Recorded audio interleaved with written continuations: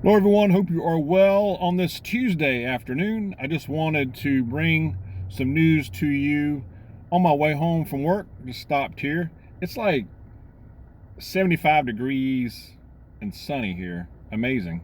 On the last day of February. That's just crazy.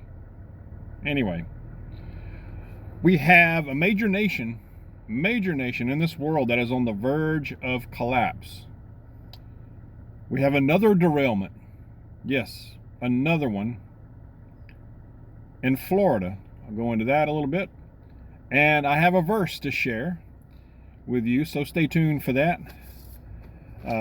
First, though, we have South Africa. Now, that's no little third world country by any means, but parts of it probably may look like third world from some video I've seen. They've really had some problems lately. But they are on the verge of quote-unquote collapse. They've got rolling blackouts.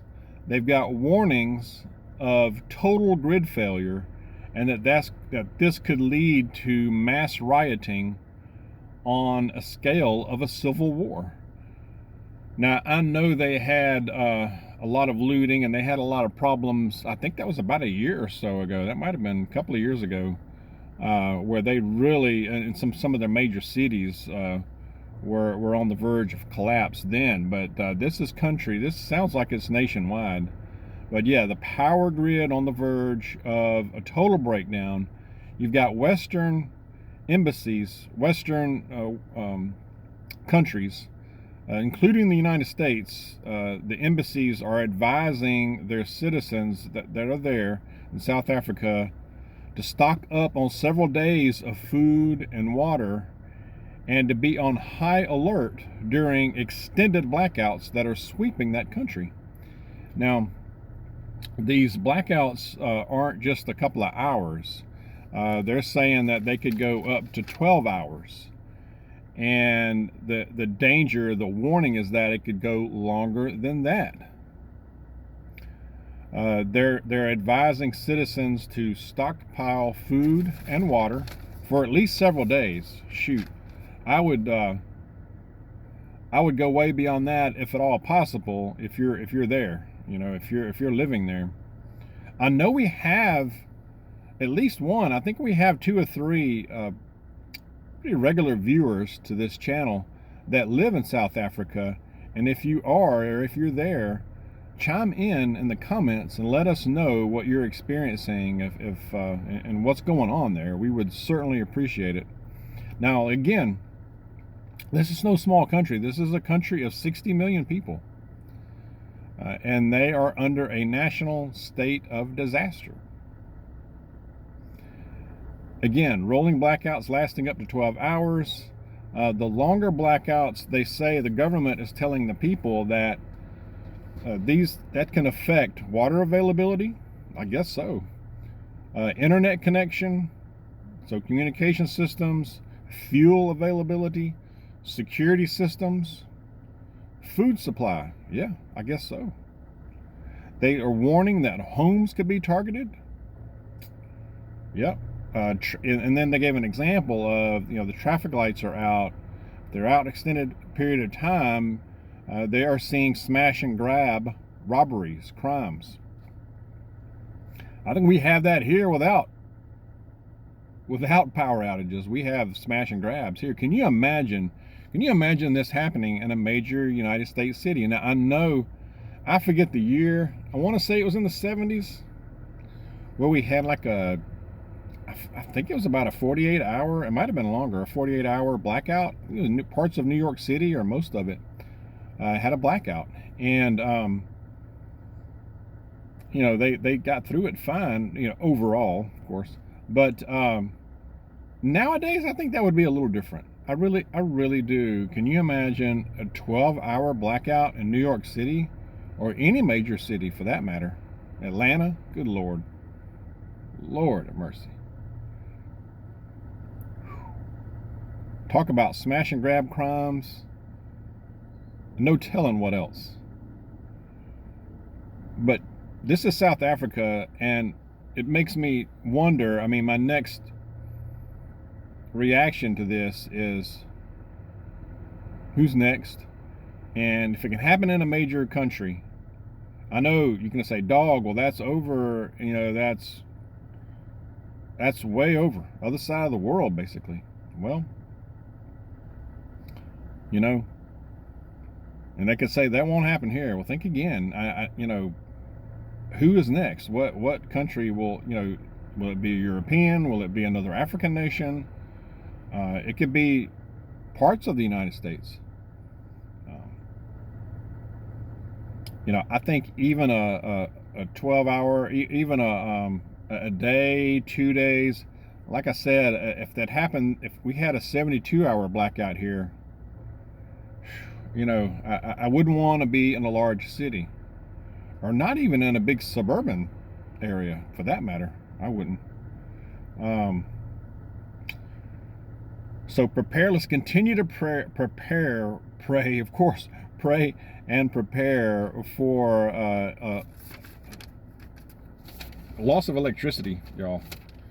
We have another train derailment. It's like almost daily, and I know I come from a family that worked for the railroad, and derailments happen. Okay, but it just seems like they've ticked up quite a bit, and it seems like almost a daily thing, and especially the ones with hazardous materials. Now I know a lot of trains haul that, but or transport that, but there's something, got to be something to it. I think there is. They're calling this a significant train derailment in Florida, Manatee County. They're saying that this is near the Sarasota Bradenton International Airport. 6 cars tipped over. Now, at least one car has 30,000 gallons of propane, y'all. So they say hazmat crews have been monitoring this. They're also monitoring it from the air with what's called heat signature technology. But that's not good. That doesn't sound good. Propane. Oof. But and then the one that happened, gosh, I guess it's been a few weeks ago now, or 2 or 3 weeks ago, the East Palestine, Ohio derailment. I saw an update on that, a story that said that people are really getting sick on that, and the situation just keeps deteriorating. People are getting ill, and quickly. And you've got you got the wildlife that's suffering out there. I would have to, water safety, food supply. I think we're just beginning, only in the beginning part of seeing how bad that thing is. If you're in a 50-mile radius, maybe even longer, maybe even 100-mile or more than that, I would be very cautious about the water. I saw a report that said that people in Cincinnati, or a lot of people in Cincinnati, are only drinking bottled water. I don't blame them. If I were anywhere near that thing, I'd be drinking bottled water, y'all. But got to be something to this. A lot is happening with that kind of thing, and it makes me wonder. We don't know the answer for sure, but it just seems like it's almost an attack, and they're coming almost every day. So let's keep our eyes open and aware. Okay, I got a good verse. This one is from Proverbs chapter 18, verse 24. It says, "A man of many companions may come to ruin, but there is a friend who sticks closer than a brother." Amen. And we know that God is always there. He is going to be with us and there for our low moments, our high moments. But I think we need to, especially in this day and time, we need to continue and grow in our relationship. If you do not have a relationship, then I urge you to examine that and pray and meditate on that. And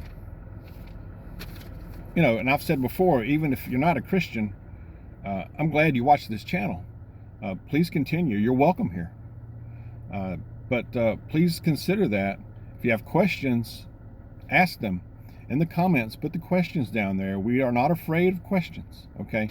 There are many prayer warriors in this group, in this community of ours. There's a lot of knowledge, more than I have, and we'll do our best to answer them. I invite you to do that. If you're still watching, I appreciate it.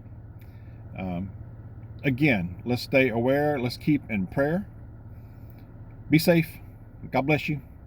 I'll see you soon.